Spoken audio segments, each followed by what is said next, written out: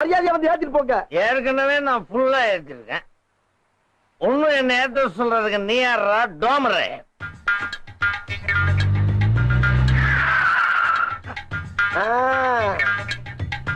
அப்படி வாங்க வலிக்கு. அப்ப என் மேல பயம் இருக்குல்ல?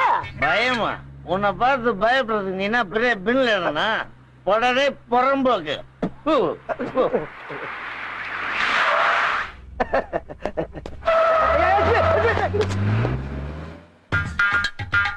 போங்க போங்க.